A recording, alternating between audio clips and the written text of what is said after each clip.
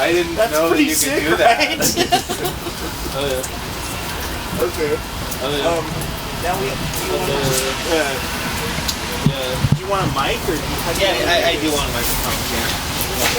Hold on. I like how maybe it's just my giant fucking coat, but it seems like it's not as cold as it should be. That's part of the truth that it's not. I gotta get assistance in here.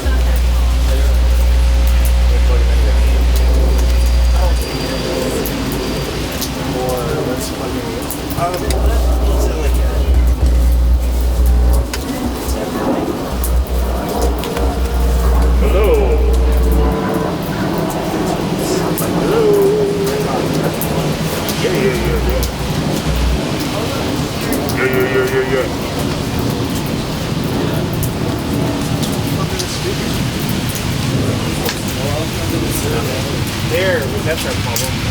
Not here. Yeah. I didn't say my helping was actually going to help.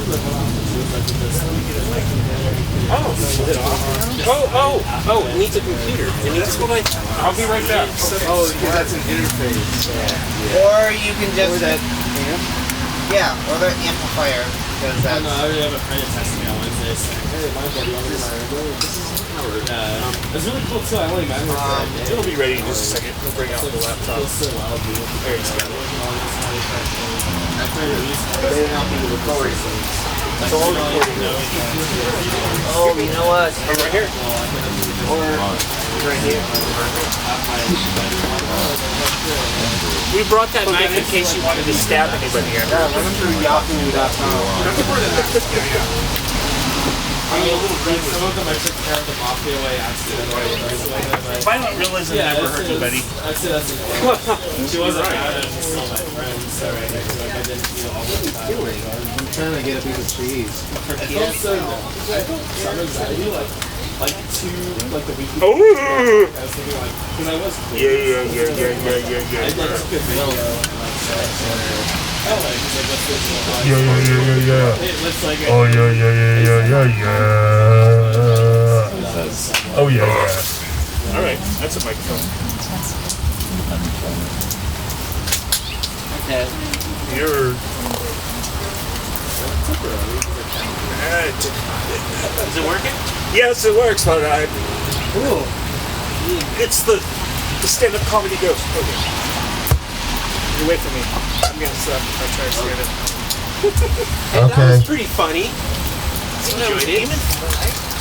Michael. Okay. Micro, macro. Can you send these? No, it says potato. Is it potato? That's potatoes, not eggs. Testing. I'm trying to decide if that's eggs. I'm trying to make sure there's not like a ham or something like meat in it. That looks.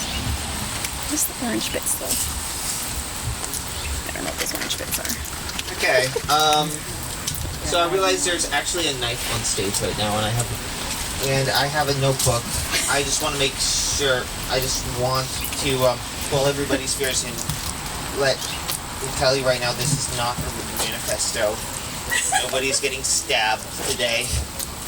Here anyway. Go down, if you take the transit system back, that's on you. I bear no responsibility. I actually did have a pretty troubling realization of where I am creatively. The other day when I was on the way to an open mic, I discovered I brought the wrong half-finished moleskin notebook with me. I feel like those notebooks act as a way for men with wire-rimmed glasses to look profound to women as they are men use them while they are staring out of public transit on an overcast day. They look out the window and they scribble little phrases into them. They wear their sweater and they hope women find them profound, or guys with those roll top backpacks will write little phrases into them, work on poetry. They've got a little bicyclist hat, and they hope like women will find that really attractive, and it doesn't work ever. I think if you were to collect the contents of every one of these notebooks, you would have a middling 6-track indie folk album.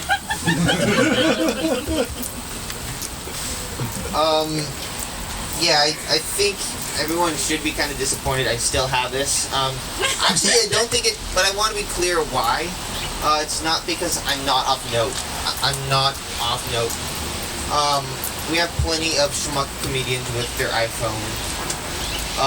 It's not that. It's because I've now shown you a very real chance that I could break into some slam poetry now. Or go into a TED Talk. And I do want to lay some ground rules now. I'm not going to have you hold space for me. I actually think if that were to happen here, it would be a very complex system of Venmoing, and you would have to find somewhere to store the meltdown you had over the IKEA shelves that collapsed. And I don't, and I want you, and I do at this point do want to mention that I don't want you to fucking snap your fingers either. This is when I do mention that I'm autistic during the performance, and this is when I do not, this is that horrible point where we said, actually the last time I told you it wasn't true.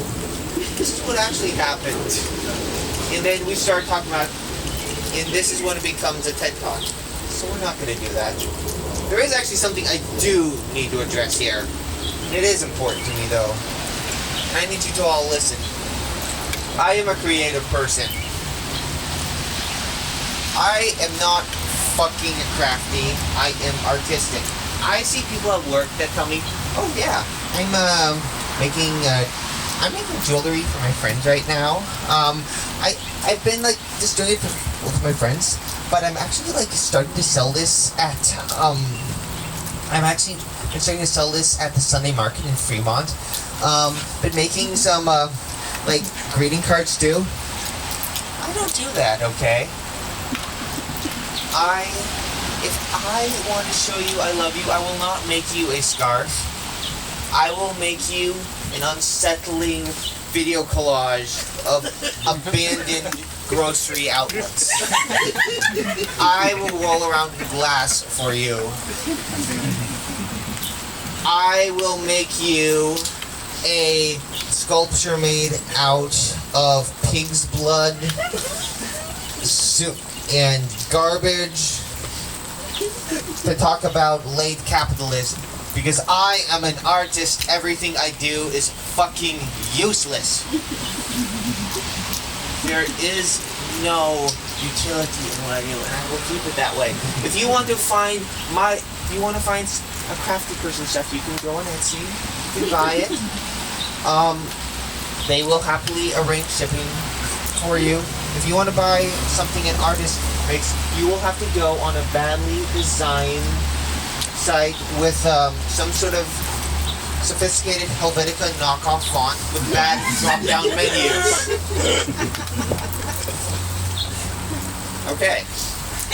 I actually do want to talk a little bit about online shopping. I like online shopping now. I think it's convenient, but I still feel a little bad for the computer when I don't get anything. I like to imagine that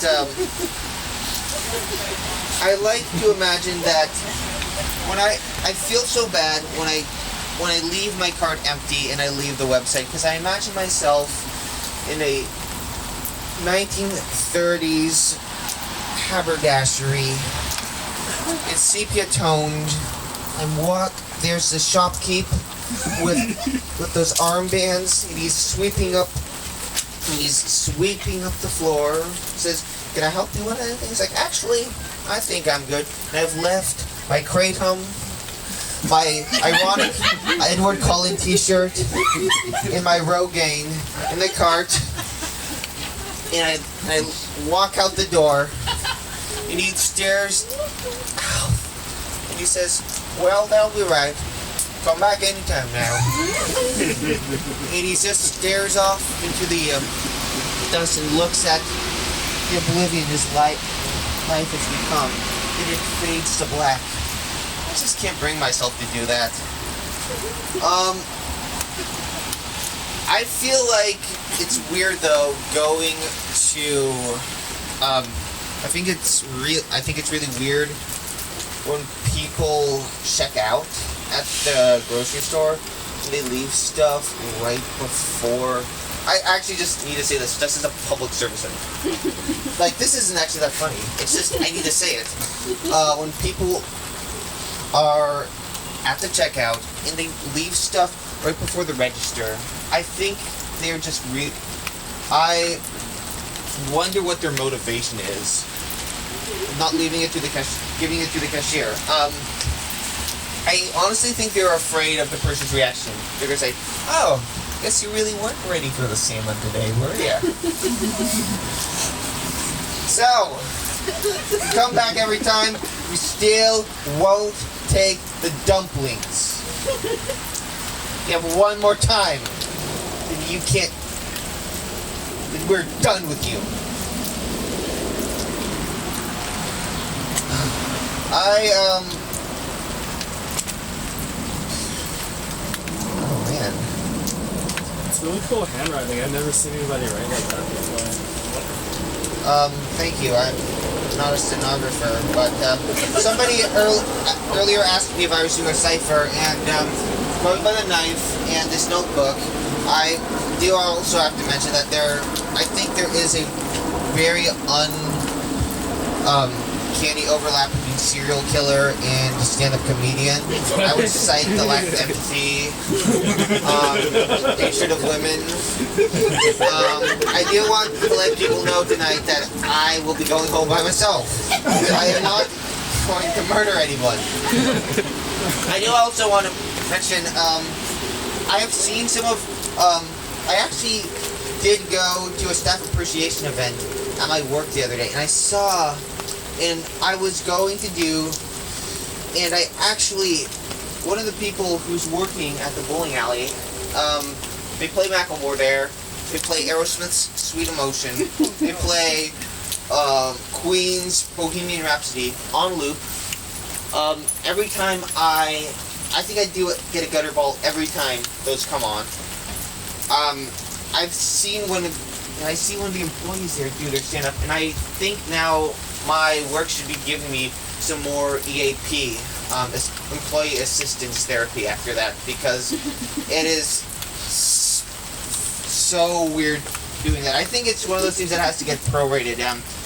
After having to explain to my boss what Warhammer 40K means, or and I'm realizing, like, for me, like, I definitely love space stuff, like a lot of people who are into astrology are into.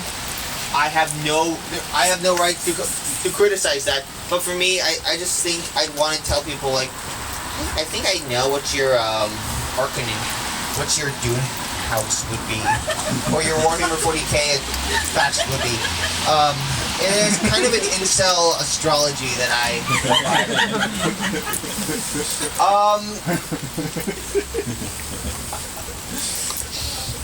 So, kind of interesting now that we have, like, so much alternative medicine coming out.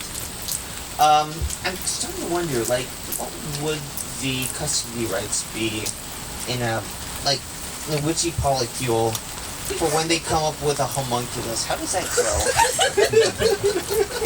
Like, does it go based on like the moon cycle? Who gets visitation? Does the child's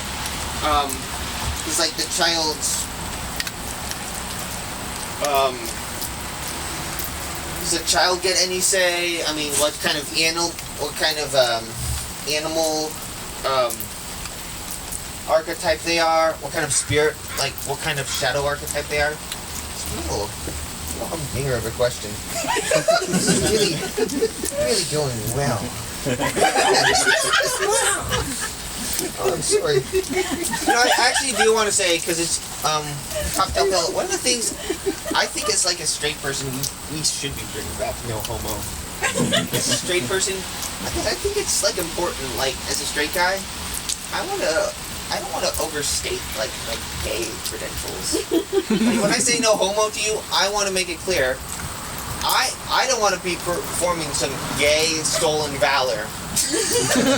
I'm not going to be wearing rainbow colors on Pride Month. I'm going to be wearing all black. I'm going to be a fucking NPC. I don't want to drag gay people and trans people and LGBT people down and into my filthy bathwater. Let them have their thing. I am not qualified for that. Let's keep it that way. Speaking of things I'm not qualified, since I'm autistic, I'm realizing I'm one of the few ones that are extroverted. I'm realizing like how unfit I am to be that. Whenever I see all these introvert memes that talk about when you're when your roommate has friends over and you have to leave your gamer nest. It's like, why do I have to come out? You have to make small talk with all the underlings. Whenever my brother brings over his girlfriend, like, oh yes, I feel like one of those creepy hooded servants in one of those castles and one of those families. Oh yes, yes. We were expecting you, but you're so different from what we were told. Yes, come right this way. We have such accommodations prepared for you. Oh, yes. Oh, it is wonderful to have you. Here's one thing for autistic people, there are some warning signs that are pretty good. If they start liking trains instead of trucks, first thing, you gotta watch out for them. Actually, it's very ironic. Autistic people have been called cold, emotional, and calculating, but their interests are not logical. Trains are a terrible mode of transportation for autistic people. I actually think Elon Musk is kind of hit the nail on the head, because now he's just like, I want to get into transportation now, and I'm realizing, well, fuck the trains. But I also think he really wants to show how cool he is, but once you realize they're terrible for autistic people. You have to sit in a room with people. You cannot leave. If I have one of my meltdowns and realize I have to start listening to Karma Police by Radiohead, I can't go anywhere. I've got to be around other people. It's a very uncharacteristic autism hobby. You can't buy a train. I can't have a train collection. That's not fair. I can't be a transportation magnate unless I become Elon Musk. And I actually think that's probably why Elon Musk wants to do the Cybertruck, wants to do the Smart Line, is it? Something. He's doing the Hyperloop. It's probably just because he's mad that he can't own all the trains. So he's just like, I'm gonna stick with them. I'm gonna buy all the cars, make them electric. Those gas lover losers are gonna be so mad they never let me play with. I think that's his whole thing. He was never allowed to play with the other kids. He was a kid that nobody wanted to play with in high school, but it was for trains and cars and trucks. So he's sticking it to everyone. It's like, well, you're not gonna let me play with your trucks.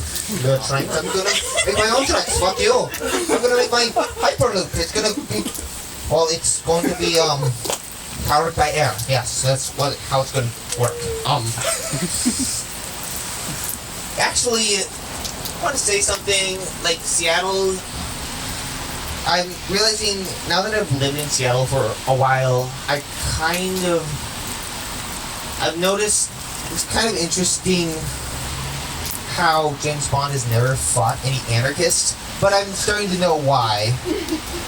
He's fought a lot of communists, but I think it makes sense. Like, it would be kind of tough if you put into a... I think you'd have to break up the movies to, like, the sequels to figure out how he would fit into the polycule. And I don't think it would make a very exciting plot to talk about their scheme to rob a disused cartel drugs of the no-name Zoloft.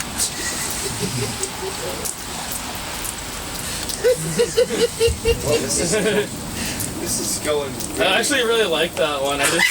Okay, thank you.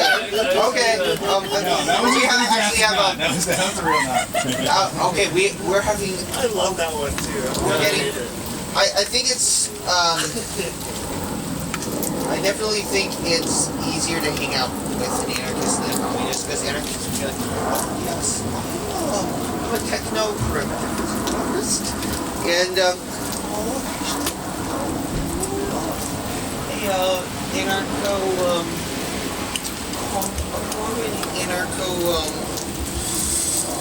syndicalist. I'm just like, oh, that's so cool. Do you want to do big things? Do you want to go get some? Do you want to get some? You want to go shoot up? Yeah, let's do that. But then communist is just like, oh, that's cool. Oh, you're a revisionist. Yeah, you're wrong. They're not fun. It's kind of fun. Like at work, I'm starting to learn small talk too. A lot of it kind of goes the same way. It's like, hey, are you okay? Can you stop that? And hey, I need you to think about your impact on shareholders when you say that kind of stuff. This is making me, because it is really not good for the company.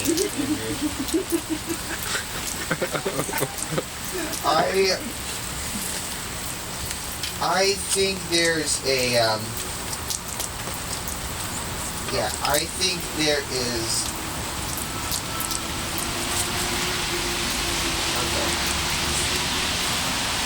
You know, I think, like, being autistic, the one thing I will say, autistic people, having done drugs right now, drinking, it's kind of nice. It's kind of nice because I've been sober for about 6 years.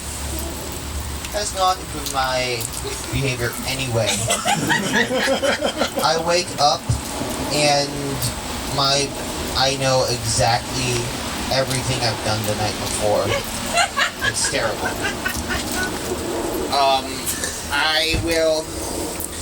But the thing is, the other thing that's tough about not drinking or doing drugs is you need a really good story. You need to say, well, you can't just say, well, I don't really like wine. It's just not good for me.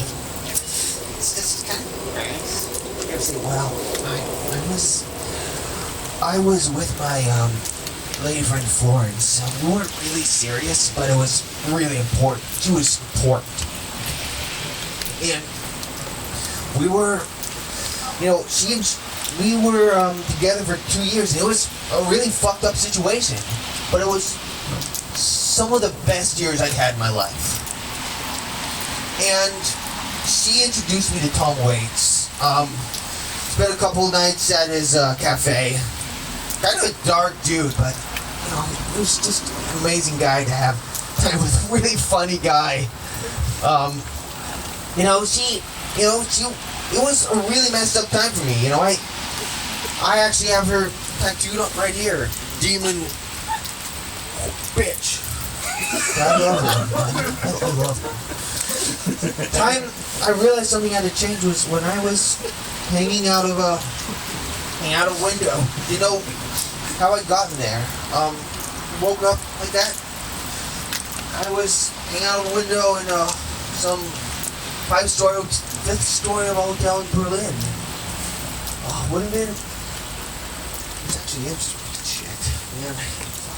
Just hanging out in hanging out of a fifth floor of a hotel in Amsterdam. Would have been a big deal, but I'd been staying in Vienna. All right, that's my time.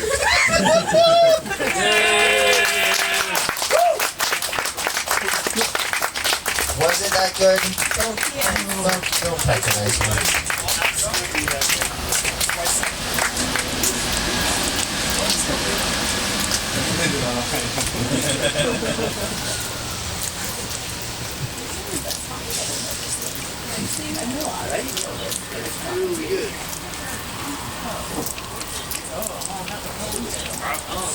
Fucking trained it out.